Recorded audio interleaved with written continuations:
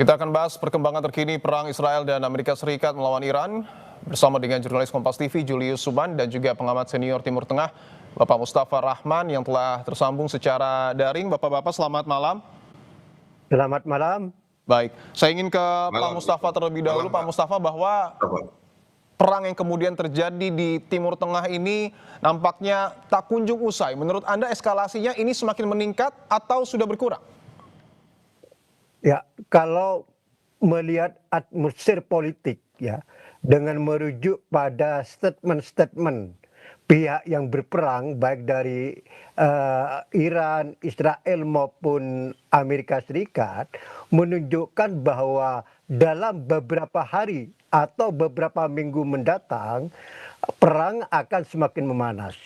Akan ada eskalasi yang signifikan atau dengan kata lain belum ada tanda-tanda perang ini akan segera berakhir. Misalnya ya, seperti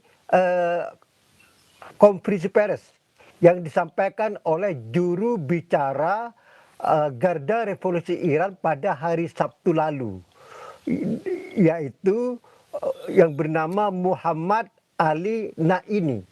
Muhammad Ali Naini ini mengungkapkan bahwa Iran dalam perang yang berlangsung 9 hari ini atau sudah memasuki hari ke-10 telah menembakkan sekitar 6 rudal balistik dari berbagai jenis dan menerbangkan pesawat 2.600 pesawat drone ke sekitar 200 sasaran Amerika Serikat dan Israel. Kemudian dia juga mengklaim bahwa pihak Iran telah berhasil menghancurkan sistem pertahanan anti rodal milik Amerika Serikat yang paling modern yang bernama THAAD ya, yang ditempatkan di berbagai negara di Timur Tengah seperti di Kuwait, di Uni Emirat, di Jordan, dan di Arab Saudi. Iran mengklaim telah menghancurkan sebanyak 7 serangan anti rodal THAAD tersebut ya. Dan dia juga mengklaim bahwa Iran sanggup melanjutkan perang hingga 6 bulan mendatang dengan performa perang yang seperti sekarang. Artinya bahwa Iran masih percaya diri bahwa stok ya rodal balistik drone-nya masih kuat dan mampu melanjutkan perang hingga 6 bulan mendatang ya. Itu menunjukkan, ini juru bicara Garda Revolusi Iran menunjukkan bahwa Iran siap menghadapi eskalasi perang ini dari Israel maupun Amerika. Ya. Iran siap menghadapi eskalasi perang yang kemudian tadi disebut oleh Pak Mustafa semakin meningkat. Saya ingin ke Mas Julius, bahwa kita tahu pada awal-awal peperangan yang menjadi sasaran target ini mungkin bisa dikatakan secara umum pangkalan militer dari kedua belah pihak. Tetapi kalau kita geser sedikit, saat ini nampaknya sudah menyasar sasaran strategis lainnya. Katakanlah seperti kilang minyak. Bagaimana Anda memaknai pemetaan serangan ini, Mas Julius? Iya, betul. Sepertinya ada perubahan strategi, dari perencana militer Iran gitu ya. Untuk dari awalnya lebih ke ofensif menggunakan misil gitu dan drone ke aset-aset militer Amerika Serikat di seluruh teluk.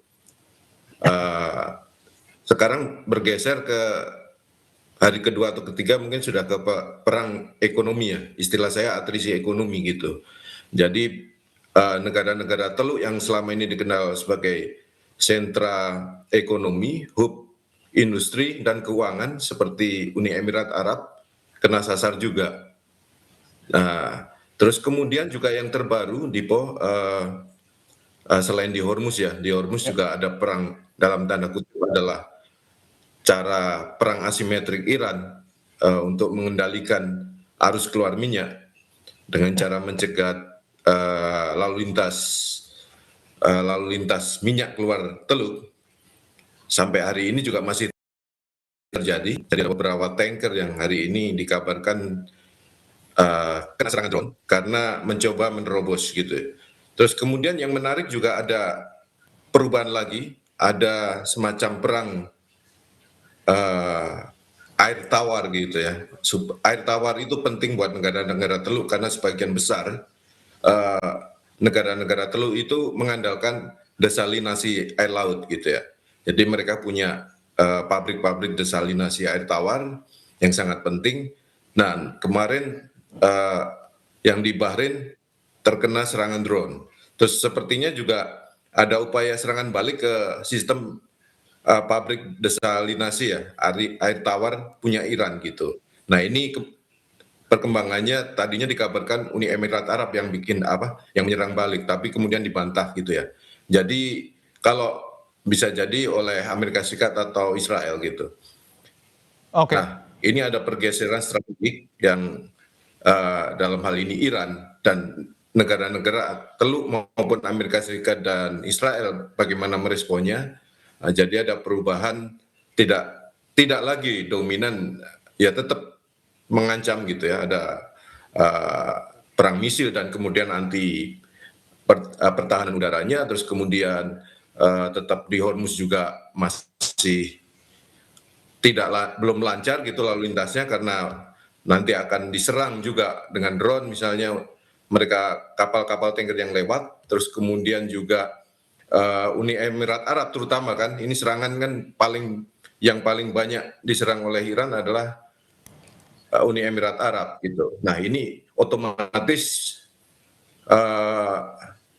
bisnis turisme, terus kemudian ekonomi, terus kemudian dia kan hidup dari sebagai hub gitu ya, hub global yang menghubungkan 5 kontinen gitu. Nah, ini sepertinya langsung stop, langsung menimbulkan kerugian yang besar. Jadi atrisi ekonomi ini selain menyasar pusat-pusat ekonomi di negara Teluk, juga sekarang bergeser lagi jadi perang air yang merupakan sumber daya utama di luar minyak ya, sumber utama yang bisa menimbulkan potensi konflik di sana. Oke, sebelum ke Pak Mustafa, saya ingin garis bawahi dulu Mas Julius. Artinya perubahan strategi ini, perubahan sasaran strategis yang kemudian jadi target serangan, ini tujuannya apa dari kedua belah pihak? Dalam tujuan masing-masing adalah sebetulnya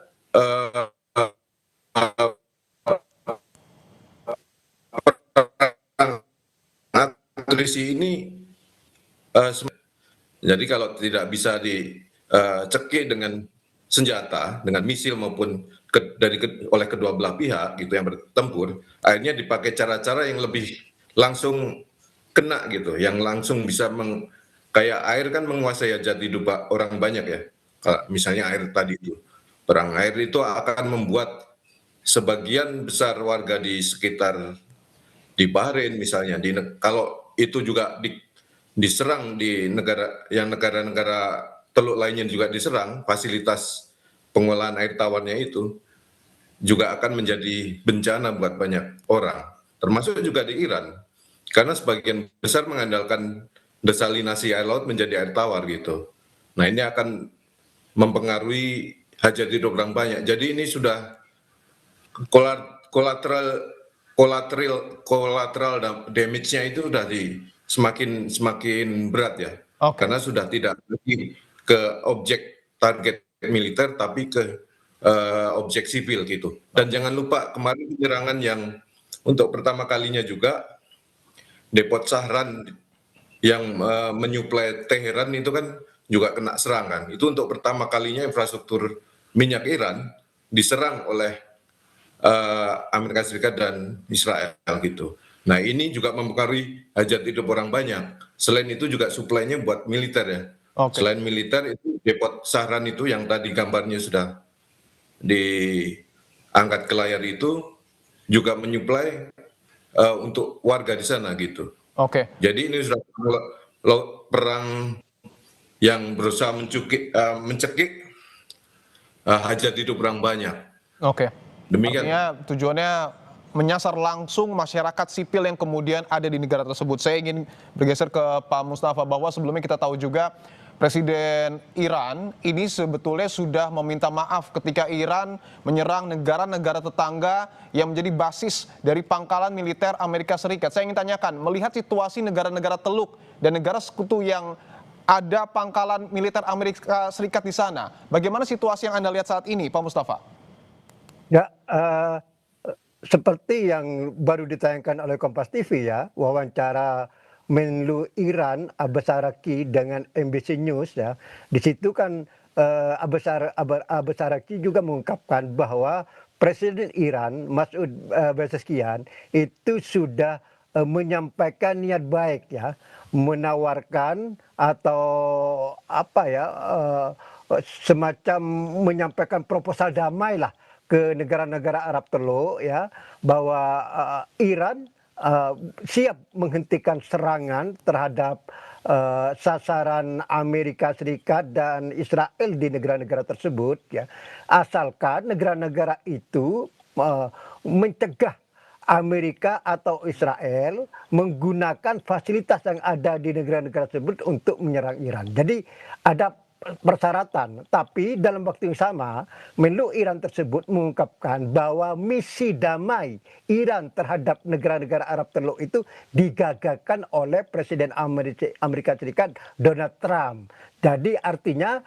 Donald Trump mungkin ya langsung melakukan komunikasi dengan pemimpin negara-negara Arab Teluk bahwa Amerika Serikat tidak siap menghentikan atau tidak menggunakan ya wilayah negara-negara Arab Teluk untuk menyerang Iran. Dengan kata lain bahwa Amerika masih membutuhkan wilayah tersebut untuk menyerang Iran. Sebab ini kan Amerika sampai saat ini masih mengandalkan angkatan laut ya. Ya. Kapal-kapal yang tersebar di Samudra Hindia, di Laut Mediterania, ini kan jaraknya cukup jauh. Maka Amerika masih butuh titik tolak serangan terhadap Iran dari wilayah yang lebih dekat. Tentu kalau bicara wilayah yang lebih dekat itu adalah wilayah Arab Teluk ya. Kalau begini jadinya, maka wilayah negara-negara Arab Teluk ini jadi korban. Jadi korban pertama daripada perang antara Iran versus Amerika sama Israel. Kalau begini jadinya, maka sudah jelas eskalasi ke depan itu akan semakin tinggi atau perang ini akan semakin memanas.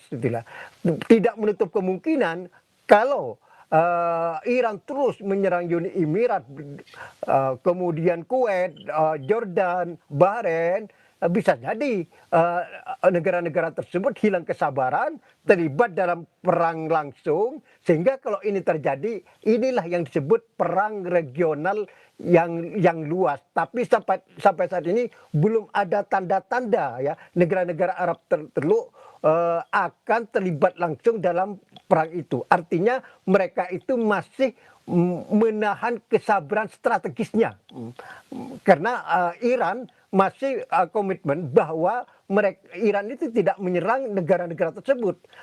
Sering disampaikan oleh Menlu Iran Abbas Araqchi bahwa negara-negara Arab itu adalah sahabat Iran, dan Iran menjaga kedaulatan dan kesatuan negara tersebut. Iran hanya menyasar sasaran Amerika dan Israel yang ada di negara-negara tersebut, dan ini adalah komitmen yang masih dipegang teguh oleh Iran itu. Makanya negara-negara Arab Teluk itu masih tampak mampu menahan kesabaran strategisnya dengan tidak terlibat dalam perang ini secara langsung.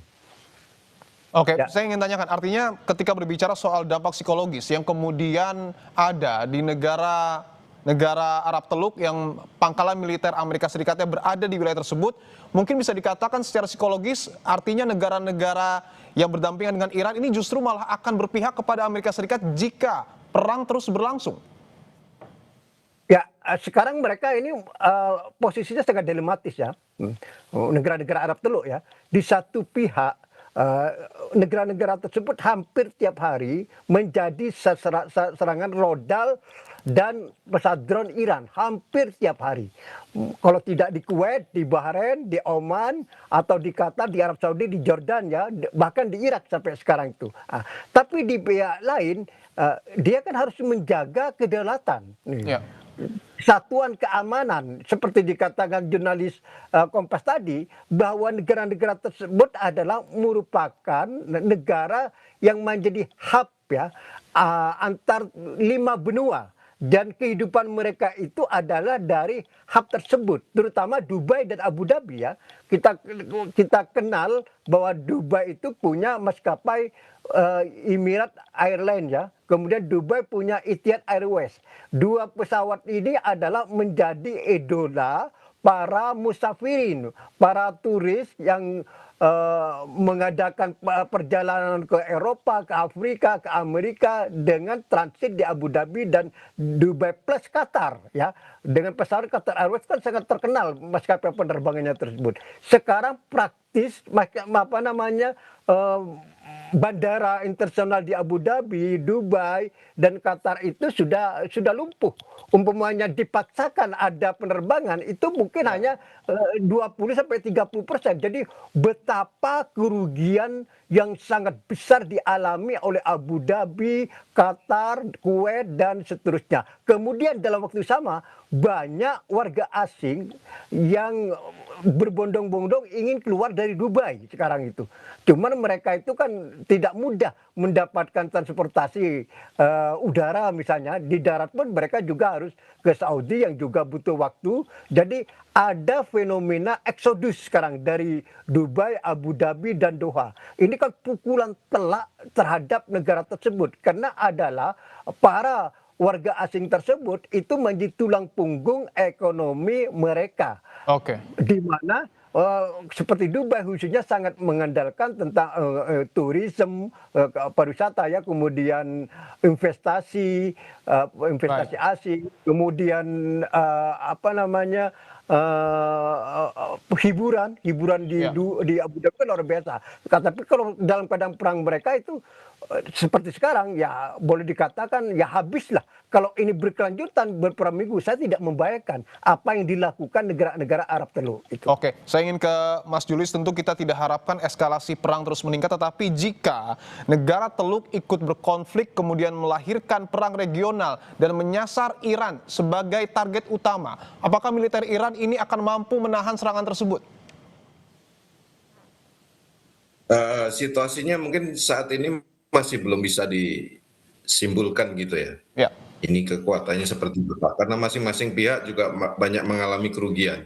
Tadi sudah disebut sama Pak Mustafa, Amerika Serikat saja pada hari-hari awal sudah banyak kehilangan basis militernya sudah banyak yang kena serang di negara-negara Teluk, dan beberapa alutsista kunci, misalnya sistem sistem pertahanan udara paling canggihnya, interceptor yang paling canggihnya, THAAD itu, ada 4 setidaknya yang rusak akibat serangan misil dan drone Iran.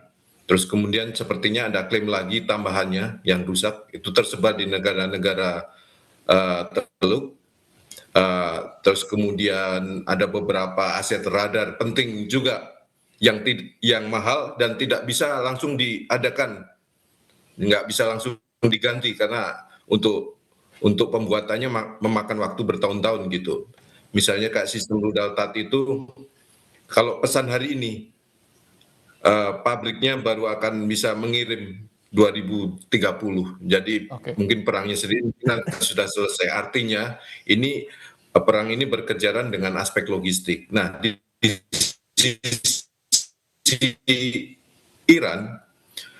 sisi Iran juga beberapa banyak analis sudah mulai menghitung nih perkiraan gitu, mengira-ngira ini sampai berapa lama kekuatan misil dan drone-nya gitu ya. Nah, dari data yang mereka himpun ini pada awal hari pertama serangan 28 Februari lalu itu jumlahnya di atas 350 misil yang ditembakkan ke berbagai target gitu ya. Nah, terus kemudian drone-nya jauh lebih banyak, tapi dari misil itu, dari contoh misil ini, hari ke hari kedua sudah turun separuhnya, hari ketiga kurang lebih tinggal 100, seratusan, hari berikutnya terus menurun sampai hari ke-8 dalam pantauan beberapa analis militer tinggal 30-an. Nah, ini mengindikasikan bahwa bisa jadi jumlah peluncur balistiknya sudah jauh berkurang. Satu akibat serangan udara Amerika Serikat dan Israel yang begitu masif Ya. menyasar seperti yang kita saksikan di banyak footage itu ya, begitu rudal ditembakkan atau sebelum atau sudah, biasanya sesudahnya bisa di tracking posisinya, terus kemudian jadi sasaran empuk serangan udara gitu. Nah, ini seperti kucing-kucingan gitu. Tapi, nah, sampai hari 8 diperkirakan mungkin masih dari 400-an 400-an peluncur balistik sebelum perang, 400-an diperkirakan tinggal 100-an gitu. Jadi mungkin data itu penurunan jumlah serangan dengan menggunakan misil dan rudal balistik itu mungkin menandakan banyaknya kerugian Iran untuk alutsista peluncur balistiknya gitu lah. Jumlah balistiknya, misil rudal balistik mungkin jauh lebih banyak, mungkin ribuan masih yang disimpan di storage di bawah tanah dan di bunker dan sebagainya gitu. Tapi tanpa peluncur, Iran tidak akan bisa melakukan ofensif lebih gitu. Jadi memang harus dibutuhkan wahana peluncur itu. Nah, bagaimana? Apakah ada angka pastinya? Ya mungkin ini namanya perang gitu ya. Mungkin semua pihak menyembunyikan informasi yang sesungguhnya gitu.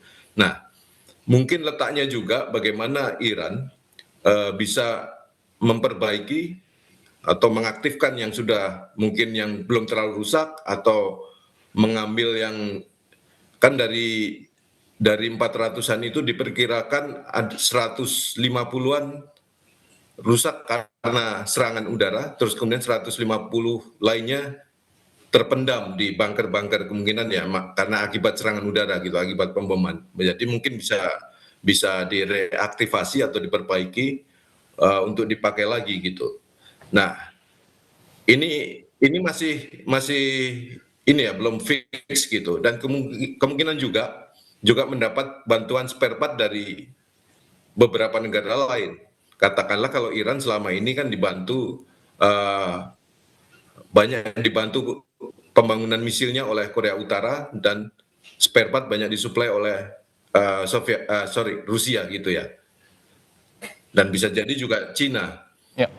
Nah, ya, kalkulasi ini sebagai alutsista utama yang dipakai oleh Iran tentu saja sangat penting, sangat signifikan jumlah peluncur balistik yang bisa dipergunakan gitu, karena itu akan menentukan intensitas dan bagaimana pola penyerangan. Tapi sepertinya pola penyerangan juga makin variatif, akan heavy ke drone. Iran masih punya banyak banget stok untuk drone. Ya. Dan kemudian ini seperti yang kita lihat belakangan ya ini yang sering dipakai untuk menyerang target militer maupun beberapa sipil. Baik. Nah, cuma masalahnya juga begini. Untuk drone, sepertinya negara-negara Teluk juga dan Pentagon mencoba mengontak Ukraina untuk mendapatkan interceptor drone. Baik. Ini untuk anti drone-nya gitu. Baik. Nah, Terkait dengan drone, Mas Julius. dengan cara seperti itu. Baik, terkait dengan drone, nanti kita akan bahas lebih mendalam usai jeda, tentunya dikaitkan dengan perang Israel, Amerika Serikat versus Iran, dan sasaran-sasaran strategis yang kemudian jadi target. Anda menyebut soal bagaimana kemudian penggunaan drone di dalam perang. Apakah Anda mungkin memiliki informasi apakah betul Amerika mengimpor drone interceptor, dan jika betul apakah hal itu akan mampu mencegah drone Iran? Ya, sudah ada komunikasi dengan Ukraina untuk menyediakan interceptor anti drone gitu ya, interceptor drone.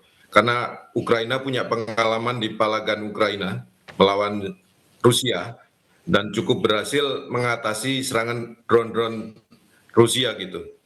Nah, mereka punya teknologinya, punya pengalamannya, punya dan kabarnya juga akan menyediakan instrukturnya gitu ya. Nah, beberapa negara Teluk dikabarkan memesan ribuan unit interceptor anti drone selain Kementerian Pertahanan Amerika Serikat Pentagon. Nah, saya pikir perang asimetrik dengan drone yang dilakukan oleh Iran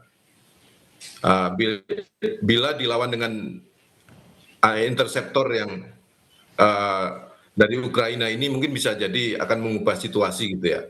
Tapi belum tentu menentukan hasil dari kampanye militernya. Menurut saya begini, sistem pertahanan udara yang kemarin yang sempat beberapa yang sudah berhasil dihancurkan oleh Iran seperti THAAD ya, seperti sistem THAAD gitu ya, itu kelewat mahal untuk menembak drone. Bahkan rudal Patriot pun juga kelewat mahal untuk menembak drone, untuk mencegat misil dan sebagainya. Ya mungkin untuk misil balistik mungkin ya diperlukan gitu, karena itu memang sesuai kapasitasnya. Tapi untuk menembak drone itu beberapa negara Teluk, terus kemudian Israel gitu ya, terlalu mahal gitu. Jadi saya membaca ada beberapa yang diloloskan begitu saja gitu, karena kelewat mahal. Baterainya operasionalnya mahal. Artinya secara Perbandingannya hitung-hitungan, misalnya Mas Julius, begini, mohon maaf, kalau untuk secara hitung-hitungan anggaran yang kemudian digunakan oleh Amerika Serikat dan juga Israel untuk perang ini lebih besar ketimbang Iran. boleh dikatakan di dua alutsista mereka ini demikian gitu, jauh lebih besar. Oke. Iran dengan drone seharga 20 sampai 50 ribu dolar itu bisa sebanding dengan sistem pertahanan udaranya THAAD tadi yang harganya 4 miliaran dolar gitu ya, dan operasionalnya aja 500 ribu dolar itu. Jauh sekali ya. Nah itu nggak sebanding itu. Itu perang atrisi yang perang asimetrik yang luar biasa itu menurut saya, karena bisa menimbulkan kerugian dengan biaya yang nggak sebanding gitu, sama sekali tidak sebanding. Nah, dengan kerusakan yang ada, sistem THAAD tadi kan nggak bisa sistem pertahanan udara yang lain juga layer-layer yang lain kan juga terbatas ya. Terus apalagi yang sistem THAAD yang dibarengi dengan radar-radar penting tadi seperti FSP-132 gitu ya, salah satunya. Itu kan radar-radar canggih yang membuat blind di Teluk sekarang. Jadi Amerika Serikat dan negara-negara Teluk ini dalam situasi setengah buta gitu, karena radar utama mereka ini sudah rusak gitu. Oke. Nah, oke lah, bagaimana mungkin serangan yang datang akan lebih sulit dicegah, tapi dengan dengan interceptor drone mungkin yang akan dipesan dari Ukraina bisa sedikit banyak memang dalam titik-titik tertentu bisa mengatasi serangan drone gitu ya, tapi nggak serangan misil, tetap nggak bisa dipakai gitu, tapi buat drone dilawan dengan interceptor gitu ya, karena selama ini drone Iran terbukti efektif untuk menyerang target militer maupun menimbulkan kepanikan misalnya di objek-objek sipil kan ya, di kota-kota negara Teluk seperti Dubai, Abu Dhabi dan lainnya. Nah, menurut saya ini akan mungkin sedikit banyak game changing di situ. Tapi mungkin perangnya sendiri belum bisa saya kalkulasi apakah ini akan panjang dan sebagainya gitu ya. Karena memang ada yang menarik juga, ada misalnya Cina gitu ya. Misalnya Cina ini kan juga masih melihat-lihat ini. Faktor keterlibatan Rusia juga masih banyak dianalisis. Ya. Apakah dia membantu Dor gitu, karena meskipun tadi saya sebut ya, peluncur misil balistiknya Iran diperkirakan sudah jauh menurun karena banyak yang diserang, tapi nyatanya serangan misil mereka itu presisi. Ya. Serangan misil presisi itu dari mana? Karena radarnya Iran sebagian besar sudah rusak. Pertahanan udara, infrastruktur pertahanan udaranya juga sebagian sudah rusak. Kemudian satelit intelijennya nggak punya, mungkin minor gitu ya. Nah, bagaimana Iran bisa presisi? Nah, ini diduga kan beberapa analis menduga ini adalah dibantu oleh Rusia lewat satelit mata-mata Kayam namanya, terus kemudian juga ada diduga informasi intelijen disuplai juga oleh seperti yang tadi Washington Post tulis ya, Ya, diduga baik, dibantu oleh Cina. Tapi ini baik, belum terkonfirmasi benar. baik. Tapi ada satu lagi menarik, Dipo. Ya, Di sekitar Teluk Oman itu ada satu kapal besar milik Tiongkok, Liao Wang itu. Itu ya, adalah kapal signal intelijen terbesar itu. Jadi ada kubah antenanya besar-besar gitu. Itu diperkirakan menyerap banyak informasi signal elektronik, signal intelijen yang mungkin Washington Post duga itu terkait dengan pemberian akses informasi intelijen itu. baik. Baik, kita akan lanjutkan terkait dengan informasi intelijen, tapi saya ingin ke Pak Mustafa terlebih dahulu bahwa tadi kalau berdasarkan pernyataan dari Mas Julius, serangan-serangan yang kemudian dilancarkan Iran ini cukup presisi, tetapi secara pertahanan pun digempur habis-habisan, bisa dikatakan Iran masih cukup kuat untuk kemudian menahan serangan dari Amerika Serikat dan juga Israel. Pertanyaannya apakah kemudian hal ini secara psikologis akan membangun proksi-proksi untuk kemudian Iran semakin kuat menyerang Amerika Serikat dan juga Israel? Ya, kekuatan Iran yang masih signifikan sampai hari ke-9 ya. Nah, ini ya tentu ya banyak faktor ya. Tadi sudah disebutkan bahwa ada kemungkinan Rusia dan Cina menyuplai data intelijen ke Iran ya, dan sehingga Iran sekarang mampu menyasar sasaran Amerika dan Israel secara presisi yang sangat sangat kuat ya.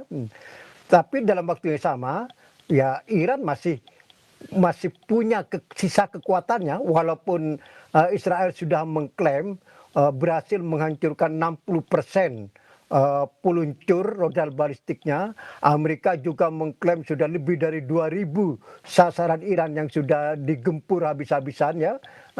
Tentu Iran masih punya sisa kekuatan. Buktinya ya Iran sampai sekarang masih melawan ya, masih melawan. Dan tentu yang menentukan ini sebetulnya bukan masalah berapa persen yang sudah dihancurkan, bukan masalah berapa sisa rudal balistik atau drone Iran yang masih dimiliki sampai sekarang ya. Bukan masalah itu sebetulnya yang paling signifikan. Tapi sebetulnya kemampuan produksi Iran pada saat perang saat ini.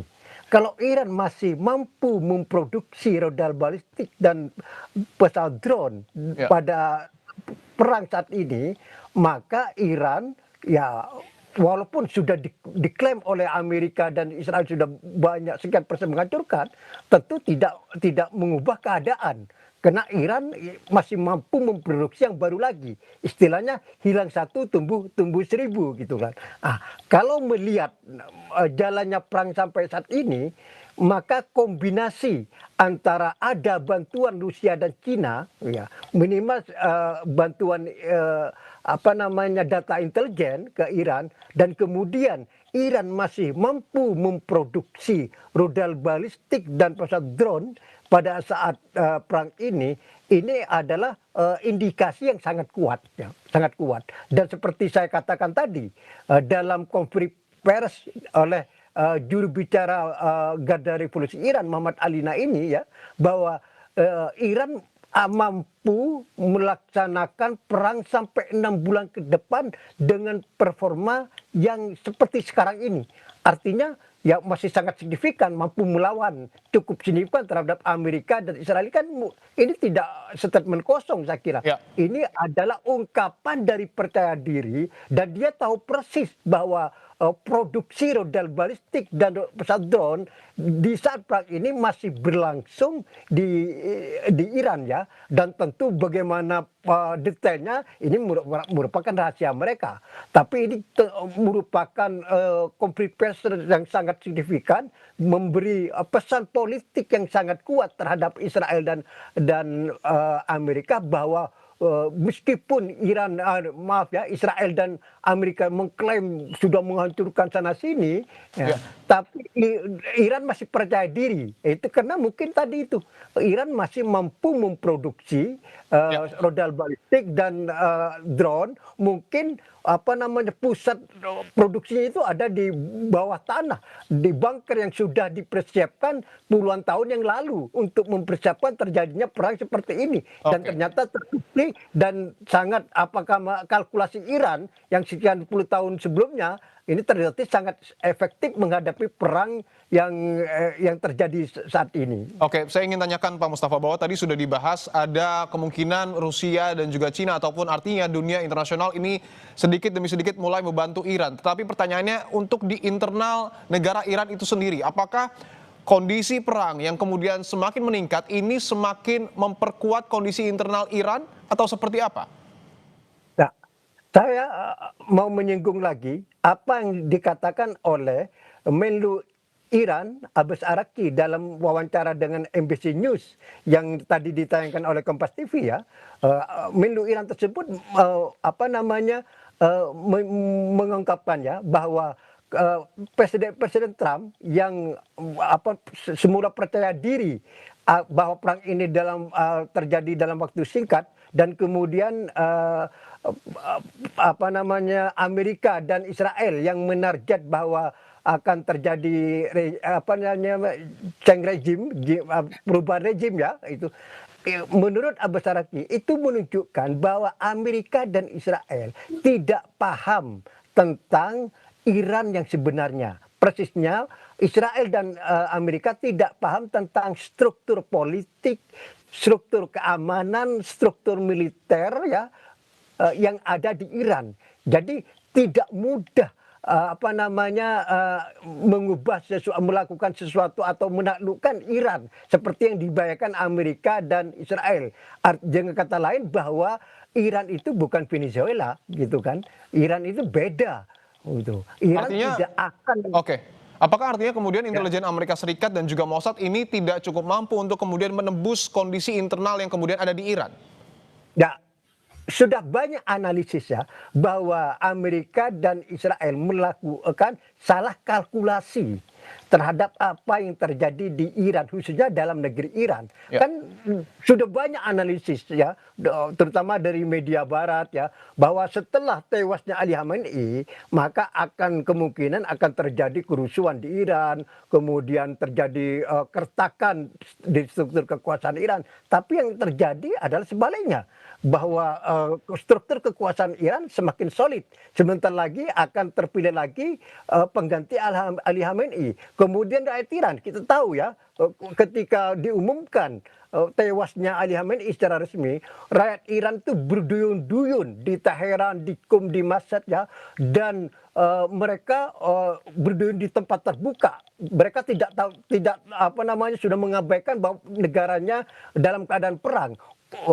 Mereka berani ya di lapangan terbuka ratusan ribu orang dan meratapi menangisi atas tewasnya Ali Khamenei tersebut. Artinya dukungan rakyat Iran terhadap rezim yang di Iran sekarang itu masih sangat kuat. Maka kemudian muncul banyak analisa bahwa Amerika sama Israel salah kalkulasi dalam membaca situasi dalam negeri Iran. Kemudian tampaknya sudah disadari ya salah kalkulasi itu. Maka muncul wacana Amerika akan menerjunkan pasukan darat ya ke Iran. Tapi ini juga tidak mudah ya. Mereka masih wacana. Tidak gampang. Iran bukan Irak ya. Iran ini secara geografi sangat luas ya, dan Teheran dengan pantai laut barat Iran itu sudah lebih dari 1.000 kilometer dan melalui beberapa kota, kemudian perbukitan yang sulit ya. Tidak mudah misalnya Amerika menerjunkan pasukan darat di pantai barat Iran, kemudian menuju Teheran ya itu gambarannya sangat sulit karena akan dicegat di beberapa kota sebelum masuk kota Teheran. Dan ya kita tahu bahwa namanya rakyat Iran ya itu sangat luar biasa jiwa kepahlawannya. Mereka lebih baik mati syahid, dan mati syahid itu merupakan kehormatan bagi mereka untuk mencegah mungkin kalau ada gerakan maju pasukan darat dan di Iran. Dan juga dikatakan oleh Menlu Iran dalam wawancara dengan NBC News, Iran menunggu kedatangan pasukan darat Amerika. Oke. Tidak ada gentar sama sekali bahwa pasukan, kalau Amerika berani menunjukkan pasukan darat itu adalah bencana. Memang ditunggu sekarang. Jadi memang Iran semakin menantang. Tidak ada rasa takut sama sekali. Jadi kalau Presiden Trump minta Iran itu menyerah tanpa syarat, itu omong kosong. Sama sekali tidak sesuai dengan realita yang ada. Sekarang seharusnya Trump itu berpikir ada dua opsi ya. Perang habis-habisan, bisa aja menang Amerika, bisa aja kalah.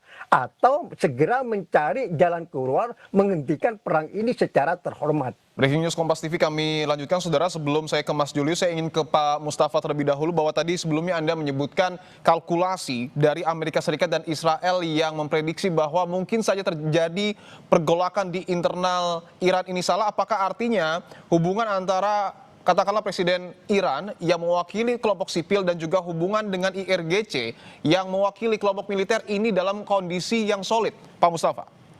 Betul. Jadi sampai sekarang sangat solid. Ya. Tentu dalam situasi seperti sekarang, inisiatif militer akan dipegang oleh Garda Revolusi Iran ya, IRGC itu tentu itu ya, inisiatif militer. Adapun politik ya masih dipegang atau dikendalikan oleh Presiden Iran ya, khususnya yaitu Dewan Pimpinan Sementara Iran yang terdiri 3 orang yang sekarang semacam mewakili atau pengganti dari Ali Khamenei.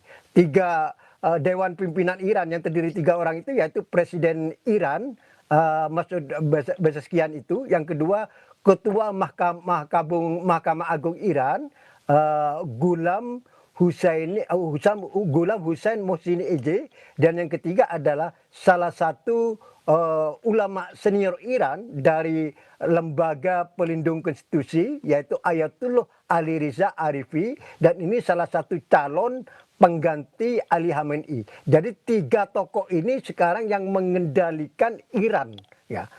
Tentu 3 tokoh ini bekerja sama dengan Garda Revolusi Iran ya, konsultasi bagaimana kebijakan militer, kebijakan politik. Tentu untuk kebijakan militer yang memegang yang banyak berperan itu adalah Garda Revolusi Iran ya.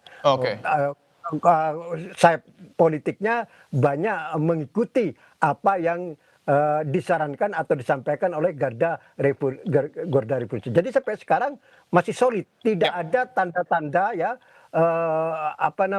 ada keretakan, atau dengan kata lain sistem kekuasaan Iran yang lahir dari revolusi Iran pada tahun 1979 sampai sekarang solid. Tidak ada tanda-tanda keretakan. Ini yang membuat ya banyak analisis bahwa Amerika sama Iran telah melakukan salah kalkulasi. Oke, baik. Saya ingin ke Mas Julius berbicara soal strategi perang, Mas Julius, bahwa tadi kita sudah membahas kekuatan udara dari masing-masing negara, Amerika Serikat, Israel, dan juga Iran. Dan tadi Pak Mustafa menyebutkan bahwa nampaknya kurang realistis kalau Amerika Serikat ini menggerakkan pasukan darat. Tanggapan Anda, Mas Julius? Ya, sepertinya Washington masih menimbang-nimbang ya opsi-opsi serangan darat. Serangan darat yang terakhir yang ditimbang adalah mengirim pasukan khusus, jadi bukan pasukan dalam jumlah besar untuk menginspeksi fasilitas nuklir Iran gitu, karena kan itu nggak bisa dicek dengan serangan udara gitu kan, apakah sudah berhasil dihancurkan atau tidak.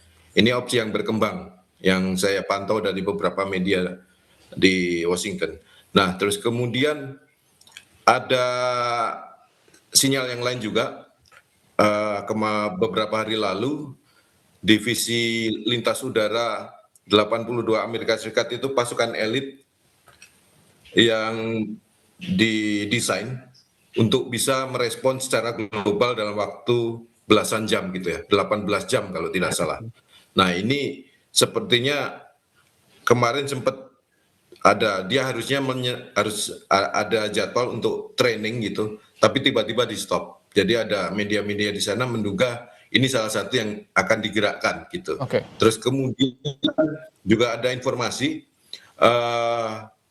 ada kabar kalau grup gugus serang kapal induk ketiga akan dikirim, yakni USS George Bush ya. Saya belum tahu nih apakah ini aplusan, dalam rangka aplusan. Biasanya ada yang aplusan karena dia udah hampir 1 tahun 11 bulan kalau nggak salah di sekitar area itu misalnya. Ya. Biasanya akan digeser gitu. Tapi beberapa media di Amerika Serikat menyoroti ini sebagai kapal induk ketiga yang akan disiagakan di sana. Jadi bersama dengan USS Ford dan USS Abraham Lincoln. Ya, ada Abraham Lincoln. Jadi di 3 laut utama itu, di Teluk Oman, terus kemudian Mediterania dan sekitar selatan Yaman ya. Nah, sepertinya ini sekaligus untuk menambal kemarin karena Amerika Serikat kehilangan radar utamanya itu dan banyak sistem pertahanan udara yang canggih THAAD itu beberapa sistem THAAD yang hancur. Sepertinya ini akan jadi 3 kapal induk ini kalau betul 3 akan dioperasikan, maka ini akan semacam titik tumbuh gitu ya. Tetap menjauh bisa mungkin dari jangkauan rudal Iran, tapi juga bisa memberikan support serangan udara. Terus beberapa pesawat terbang yang dimiliki juga punya kemampuan signal intelijen dan perang elektronik gitu ya, tetap. Terus kemudian kalau pembom bisa jadi akan dari yang lebih jauh lagi ya, dari beberapa mungkin pangkalan militer yang di luar Timur Tengah gitu ya, harus disuplai dengan tanker udara. Nah, dari sisi Iran, saya melihat ada perubahan strategi juga dengan yang tadi ada indikasi mulai intensitas serangan misil yang berkurang, tapi drone masih banyak ya. Nah, ini tampaknya diimbangi dengan proxy gitu. Nah, proxy yang paling memiliki banyak arsenal misil-misil jarak rendah, misil-misil jarak pendek dan menengah adalah Houthi di Yaman. Dan ini dari jarak itu bisa mengancam negara-negara teluk. Mereka punya kemampuan beragam alutsista, produksi lokal maupun dari Iran, produk turunannya Iran. Nah itu punya kemampuan mengancam negara-negara teluk. Jadi Iran punya proxy Houthi yang bisa jadi bargaining ke depan. Terus kemudian juga kita melihat Hizbullah ya. Hizbullah selang beberapa hari setelah kematian Khamenei, sepertinya hari ke-24 sudah dilemahkan oleh Israel. Nah, cuma Israel juga ada kabar dia sudah kewalahan dalam tanda kutip begini. Ada pola respon terhadap Hizbullah yang tidak ada di pola sebelumnya, yakni jumlah responnya sedikit. Bisa jadi ada yang bilang dalam tanda kutip ada kekurangan munisi gitu ya, untuk merespon serangan Hizbullah gitu. Bisa jadi munisi itu kan dipakai di front yang lain, misalnya di Iran gitu kan. Jadi perang ini akan memakan logistik semua pihak. Nah, sekarang akan tergantung bagaimana kapasitas masing-masing pihak yang berperang untuk bisa merefresh, untuk bisa memproduksi kembali senjata andalannya dalam waktu sesingkat-singkatnya, dengan harapan ya masih bisa melakukan perlawanan gitu ya, dan bisa menyerang posisi musuhnya gitu. Nah ini yang terjadi dialami oleh semua pihak gitu.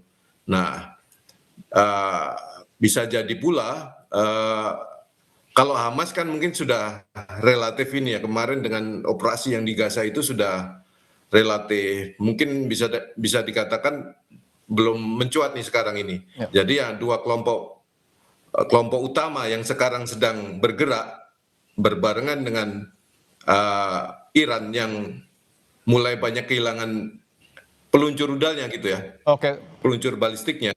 ya. Nah, ini proksi di dua tempat ini aktif dan bisa mengancam karena ada wilayah yang bolong akibat radar yang rusak tadi, radar TAT terutama ya, radar-radar sistem radar yang membantu Hanut TAT itu membuat bolong banyak area di Timur Tengah gitu. Oke, Baik, oke Mas. dan itu ada di utara Ya. oleh ya. Oke, untuk peluncur-peluncur roket yang kemudian dimiliki Iran dan dihancurkan oleh Amerika Serikat, ini apakah industri militer Iran cukup mumpuni untuk kemudian dalam tanda kutip mengejar waktu, menggantikan peluncur yang rusak tersebut, atau mungkin akan dibantu oleh proksi-proksi seperti Houthi dan juga Hizbullah yang tadi Anda sebutkan, Mas Julius? Kalau proksi-proksi Hizbullah dan Houthi tadi kan mereka operator ya, yang bisa Oke. melaksanakan operasi dengan menggunakan misil dan rudal gitu ya, dan dengan berbagai varian roket dan sebagainya. Ya. Nah, kalau untuk industrinya sendiri drone kemarin ya sempat ada yang disasar itu, ada serangan udara dari Amerika Serikat atau Israel itu menyasar pabrik drone di satu tempat, saya lupa namanya. Tapi bisa jadi pasti itu yang akan ditarget. Nah, harus pinter-pinternya Iran. Saya juga pasti yakin bahwa Iran karena Iran ini kan bangsa yang sudah kenyang pengalaman berperang ya, sejak 8 tahun perang dengan Irak, tahun 80 sampai 88 dan seterusnya gitu ya. Kena sanksi dengan Amerika Serikat dan sebagainya. Mereka juga pasti sudah menyiapkan perencanaan ketika masa damai kemarin-kemarin, sudah menyiapkan punya planning pertahanan gitu. Otomatis dia harus termasuk pasti perencanaan untuk memastikan industri mereka tidak terdampak saat perang, alias mungkin bisa disembunyikan di bunker-bunker di dalam kedalaman tanah, terus kemudian di tempat-tempat remote gitu dan sebagainya gitu. Jadi pasti sudah disiapkan gitu. Oke. Saya pikir itu tadi mungkin nggak semuanya dari 400-an itu yang rusak, mungkin sebagian bisa di recover ya, bisa diperbaiki kembali dengan bantuan dengan komponen yang bisa diperoleh dari banyak pihak. Dan jangan lupa, Iran ini bikin drone misalnya, bikin misil balistik dan sebagainya. Untuk drone misalnya, itu motor untuk drone-nya itu dia impor dari banyak belahan dunia. Termasuk sempat ada waktu itu ada dari satu tempat di Indonesia waktu itu masuk pemberitaan tuh.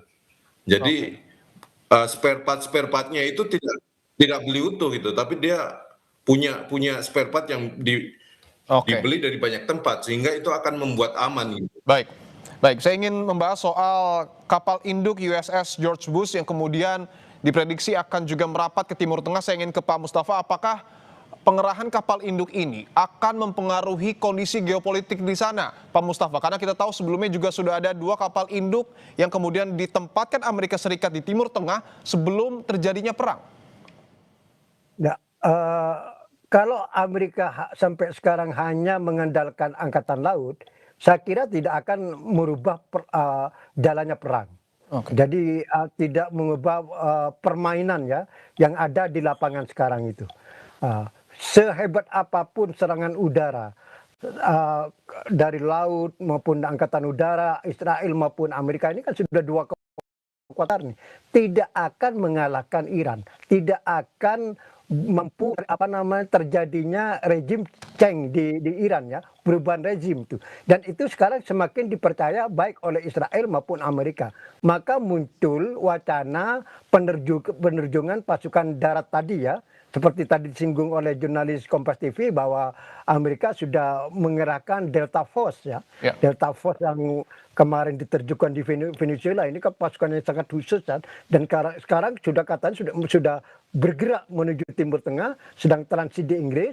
Kemudian juga tadi disinggung sudah Amerika mulai mau menggerakkan divisi 82 Divisi 82 ini adalah pasukan elit Amerika yang memang khusus diperuntukkan di medan perang gurun di Timur Tengah ya. Itu kan terkenal sejak perang Teluk tahun 90-an itu ya. Nah, ini menunjukkan bahwa Amerika ini sedang menghitung benar Ya. untuk menerjukan pasukan darat supaya ada perubahan signifikan dalam peperangan ini, bisa memukul secara telak Iran ya. Kemudian Amerika juga plus Israel juga memikirkan untuk menggerakkan ini milisi Kurdi Iran. Dan ini sudah digerakkan, mempersenjatai dari Irak, kemudian sudah menyeberang, tapi dipukul mundur lagi oleh Garda Revolusi Iran. Tampaknya milisi Kurdi Iran ini tidak cukup kuat. Saya ingin tanyakan, artinya ketika Amerika Serikat mempersenjatai kelompok Kurdi di Iran, ini tidak cukup mampu untuk kemudian melahirkan gejolak di internal Iran? Betul. Kan diberitakan cukup banyak itu bahwa Garda Revolusi Iran berhasil memukul mundur. Pasukan Iran Kurdi ini sebenarnya sudah bergerak, sudah dipersenjatai ya. Kan ini kan meniru ketika Amerika menaklukkan rejim Taliban di Afghanistan kan. Amerika mensenjatai kubu pemberontak dari Afghanistan Utara, kemudian bertemu dengan pasukan Amerika yang dari selatan dan berhasil menumbangkan rejim Taliban. Apakah skenario Afghanistan ini akan diterapkan di Iran? Nah, ini tampaknya ada indikasi ke situ karena Amerika sudah menggerakkan milisi Iran Kurdi, tapi gagal ya. Kemudian dalam waktu sama Amerika sudah menggerakkan Delta Force ya, pasukan khusus Delta dan divisi 82 katanya kan.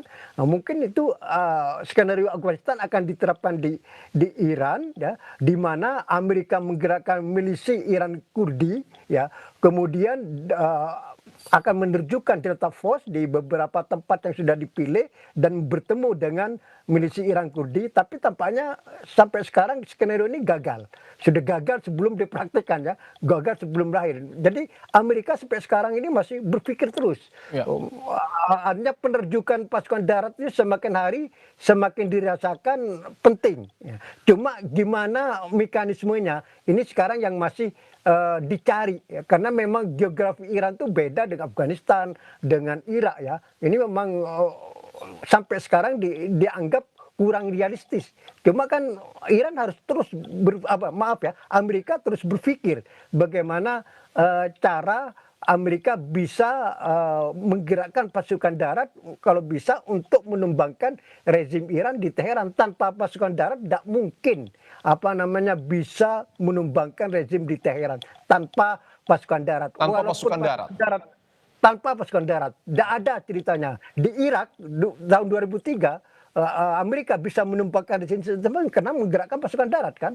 Di Afghanistan Amerika bisa menumpangkan rezim Taliban karena menggerakkan pasukan darat. Belum ada sejarahnya Amerika berhasil menumpangkan rezim tanpa menyertakan pasukan darat, apalagi di negara sebesar sekelas Iran. Ya. Geografinya besar sekali, jauh berapa kali lipat dari Irak ya. Kemudian pasukan darat Iran ini sangat tangguh, sudah punya pengalaman perang 8 tahun, kemudian sekian dekade menerima sanksi total dari Barat. Jadi walaupun Amerika misalnya seandainya memutuskan secara final menerjukan pasukan darat, belum tentu menang juga. Bahkan kata dari Menlu Iran Abbas Araghi, Iran menunggu pasukan darat Iran dan itu akan menjadi bencana bagi Amerika. Artinya Anda memaknai pernyataan dari Presiden Donald Trump yang kemudian begitu percaya diri bahwa Amerika Serikat akan melakukan invasi melalui pasukan darat. Ini seperti apa Anda memaknainya, Pak Mustafa? Ya, Iran kan merespon. Kan begitu kuat wacana bahwa penerjungan pasukan darat itu semakin penting. Karena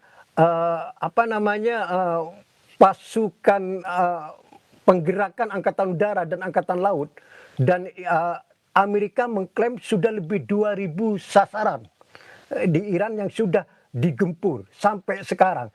Tapi kan tidak mengubah apapun di Iran sampai sekarang. Iran sebaliknya, Iran sampai sekarang mampu sih membalas membalas serangan Amerika dan Israel ya, bahwa ya seperti dikatakan ini kan perang asimetris. Jadi tidak hanya terbatas di militer, dia perang intelijen, perang ekonomi, dan Iran semakin mengaktifkan perang ekonomi dengan menyasar negara-negara Arab Teluk ya. Kuwait, Uni Emirat, Qatar.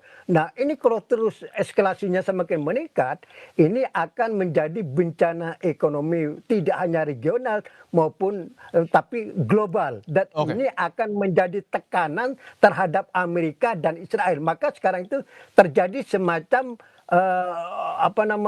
berlomba dengan waktu ya, berlomba dengan waktu ini. Kalau ini perang asimetris semakin berkembang dan Iran cukup berhasil dalam perang asimetris ini, maka menjadi tekanan yang luar biasa terhadap Amerika dan Israel ya, dan tidak menutup kemungkinan kalau ini terus tidak bisa dikendalikan, Amerika akhirnya mengambil keputusan bahwa perang ini harus segera diakhiri, tinggal sekarang mencari caranya bagaimana perang ini berakhir tanpa memalukan Amerika. Kalau perang asimetris ini terus berkembang dan semakin menguntungkan pihak Iran ya. Ya. Makanya tadi ini karena berlomba dan waktu muncul wacana perang darat tadi itu. Jadi muncul wacana perang darat itu tidak berangkat dari ruang kosong, tapi kelihatan ini kewalahan ya menghadapi perang asimetris ini, semakin kewalahan karena sudah perang ini semakin menekan negara-negara Arab Teluk ya yang kaya itu, dan ini dampaknya sangat kuat. Kemudian juga dalam waktu yang sama Iran sudah mulai menggerakkan proksinya seperti tadi disinggung oleh jurnalis Kompas TV bahwa Hezbollah sekarang sudah berani benar, jadi melancarkan perang terbuka dengan Israel. Ini kalau terus berkembang, apa yang terjadi di Lebanon sekarang tidak kalah serunya dengan apa yang terjadi di Iran sekarang ini. Jadi ini ada front kedua setelah Iran, yaitu di Lebanon yang cukup sangat serius, dan ini akan membagi kekuatan Israel untuk menghadapi Lebanon sama Iran ya, dan ini bagian dari perang asimetris yang sekarang dilancarkan oleh Iran terhadap Amerika dan Israel. Baik. Eskalasi perang yang kemudian terjadi di Timur Tengah ini mungkin meningkat, salah satunya adalah melalui perang dengan pasukan darat. Saya ingin tanyakan ke Mas Julius, apakah eskalasi ini akan membuat PBB pada akhirnya turun tangan atau justru malah akan berujung hanya dengan kecaman-kecaman? Ya, Amerika Serikat kan sejak perang di Irak kan sudah mengabaikan PBB. Bukan pasukan multinasional lewat PBB gitu kan. Nah, kali ini doktrin Trump sepertinya seperti yang sudah terlihat di waktu menyerang Iran Juni 2025, terus kemudian Venezuela, terus serangan kali ini kan membuktikan dia memang tidak mengindahkan PBB. Jadi dia jalan terus sampai dia mungkin berhenti sendiri gitu, berhenti sendiri setelah banyak jatuh korban, kehilangan banyak militer dan tekanan domestik gitu. Survei setempat, 1 dari 4 orang Amerika tidak setuju perang. Sebagian yang setuju cuma setuju perang dalam hitungan hari sampai minggu. Lebih banyak lagi yang tidak setuju, perangnya bertahun-tahun. Kalau perang darat, untuk mengalahkan satu area dengan wilayah yang sangat luas, dengan perlawanan yang sengit, bisa jadi akan makan waktu bertahun-tahun gitu. Dan bertahun-tahun pula untuk konsolidasi sampai keinginan agar rezim yang diinginkan Trump itu bisa terlaksana gitu kan. Konsolidasi politik kan nggak gampang gitu kan. Apalagi mungkin nanti banyak kelompok perlawanan, nggak di pengalaman di Irak, terus pengalaman di Suriah kan gitu. Banyak kelompok nanti setelah timbul kekacauan gitu. Jangan-jangan malah tidak bisa lebih jadi chaos, dan sekarang mesti berurusan dengan banyak kelompok gitu, seperti yang lalu-lalu. Nah, menurut saya risikonya juga memang besar, tapi mungkin juga sekarang ini tetap ditimbang mungkin bagaimana mungkin juga ada misi untuk menyelamatkan muka Amerika Serikat juga. Ya, Kenapa nggak sampai regime change, mungkin mengirim tadi ya, ada sepertinya ada wacana mengirim pasukan khusus. Jadi ini pasukan kecil gitu ya ya. ke misalnya fasilitas nuklir Iran untuk memastikan apakah sudah bisa fasilitas nuklir Iran itu sudah lumpuh atau belum gitu. Karena kalau pakai serangan udara kan nggak bisa dicek di darat kan. Iya, Nah, tapi pasti juga akan ditimbang dikalkulasi ini opsi serangan darat dengan jumlah pasukan yang besar. Estimasinya itu kalau nanti kok minta tolong dikoreksi kalau di perang Irak atau perang Teluk waktu itu perang Teluk 91 ya, itu perkiraannya 300.000 personel yang dikerahkan. oke. Belum lagi jumlah. Nah, sepertinya sekarang mungkin bisa 2 sampai 3 kali lipatnya diperlukan untuk bisa menguasai wilayah seluas Iran gitu ya, Iya, dengan topografi yang sulit gitu, yang berbukit-bukit dan sebagainya. Nah, oke. ini tentu akan berisiko menimbulkan jatuh korban jiwa sangat banyak. Sementara ketika di Afghanistan saja, akhirnya Amerika Serikat juga setelah berhasil kan mundur juga dari sana. Gitu. Setelah mengalahkan beberapa belas tahun kemudian kan mundur juga. Karena ongkosnya terlalu besar gitu. Oke. Untuk ongkos baik untuk menggelar perang pada fase pertama maupun nanti setelah misi diselesaikan gitu. Baik. Ongkosnya luar biasa. Baik, saya ingin tanyakan untuk Mas Julius dan juga Pak Mustafa, ketika peran PBB ini dalam tanda kutip diabaikan oleh Amerika Serikat, lembaga internasional mana yang kemudian memiliki kekuatan untuk menjadi mediator agar perang ini tidak semakin meningkat eskalasinya? Mungkin bisa dimulai dari Mas Julius. Kemarin beberapa tokoh menyebut ada PBB tetap diperlukan suaranya untuk menekan Amerika Serikat karena itu mewakili komunitas internasional paling besar. Ya, Terus kemudian berbagai lembaga multilateral, misalnya OKI, terus kemudian OPEC, jangan lupa OPEC. OPEC negara-negara Teluk itu waktu tahun 73 bisa mendikte Amerika Serikat dan Israel dengan politik minyaknya gitu ya. Nah, jangan lupa mungkin negara OPEC. Nah, jangan salah juga, ada satu kilang penting di Iran yang hari ini tidak diserang. Karena itu kalau diserang Amerika Serikat akan menimbulkan kekacauan global. Karena Cina banyak bergantung terhadap kilang ini.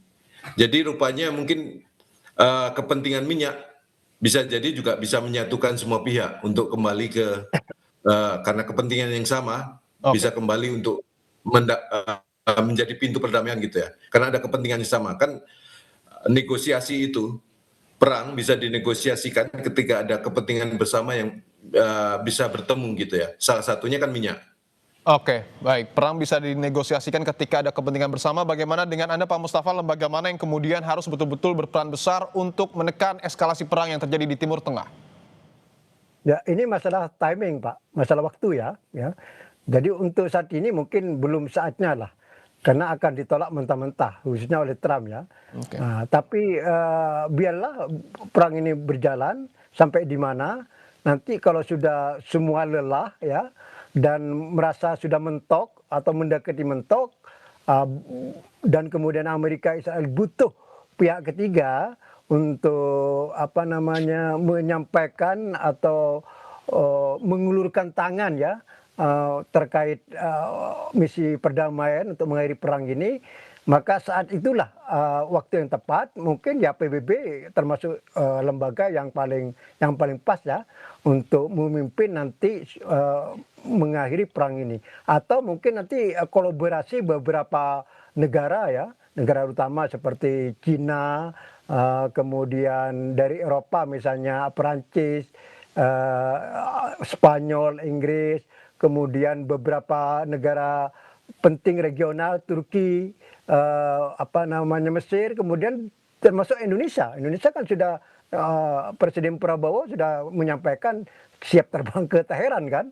Nah, nanti pada saatnya bisa aja jadi Indonesia bergabung dengan Mesir, dengan Turki, dengan Baik. Prancis ya. Tapi tentu ini yang menentukan adalah timing ya, ada Ya. waktunya. Untuk saat ini mungkin belum ya, belum. Tapi Oke. pada saatnya, tunggu aja. Pada saatnya saya optimis akan tiba. Kalau nanti semua pihak ini merasa lelah dan merasa mentok ya, kemudian harus ada jalan kompromi, dan apalagi perang asimetris ini semakin meluas, semakin banyak merugikan semua pihak, dan perang ini tidak bisa diteruskan, akan tadi itu akan terjadi bencana global. Nah ini Oke. yang menjadi mungkin titik kepentingan bersama pihak-pihak di tingkat global yang sepakat bahwa perang ini harus berakhir Baik. sebelum akan kena semua di berbagai pihak di belahan bumi ini. Oke, tentu kita tunggu waktunya ketika perang di Timur Tengah ini mereda bahkan berhenti untuk kemudian mencapai perdamaian dunia. Terima kasih telah bergabung di Breaking News Kompas TV, jurnalis Kompas TV Mas Julius Suman dan juga pengamat senior Timur Tengah Bapak Mustafa Abdul Rahman. Sehat-sehat selalu semua. Terima kasih. Terima kasih. Terima kasih ya.